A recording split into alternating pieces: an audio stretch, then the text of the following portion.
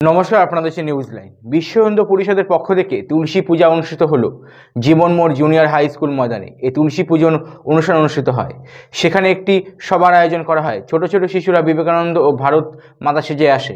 গৌরাঙ্গ তলাপাত্র উত্তরবঙ্গ প্রান্ত সামাজিক সমসভা প্রমুখ বলেন, 5 বছর ধরে অনুষ্ঠান অনুষ্ঠিত হচ্ছে ইসলামপুর শহরে। তারা কিন্তু জানবে না বিবেকানন্দকে, জানবে না যে ভারত মাতা আবার কি হয়।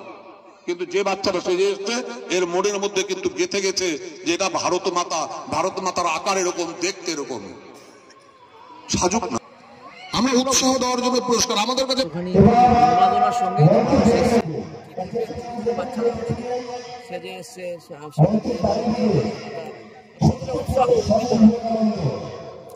তুলসী পূজন 25শে ডিসেম্বর, তুলসী পূজন প্রচার প্রসার।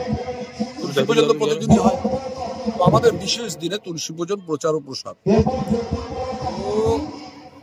আজকে অনুষ্ঠান আমাদের গত 5 বছর ধরে চলছে, আর এবছরও আমাদের মহাসমারোহে বাড়িতে বাড়িতে প্রত্যেকের প্রতীক জ্বালাবে সন্ধ্যার সময়।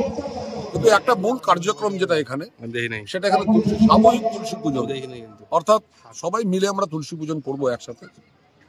আর সাথে হচ্ছে বিবেকানন্দ আর কিছু সাংগঠনিক কথা, কিছু তুলসী পূজনের কথা নিয়ে আমরা মানুষের কাছে উপস্থাপন করবো। প্রতি জায়গায় জায়গা হচ্ছে, প্রত্যেক ব্লকে ব্লকে, প্রতি বাড়ি বাড়ি, মূলত বাড়ি বাড়ি, আর সব জায়গায় একটা কার্যক্রম করা, যে একটা সামূহিক তুলসী পূজন, অত সবাই মিলে একসাথে করা, এর একটা জন্যই আমরা করি।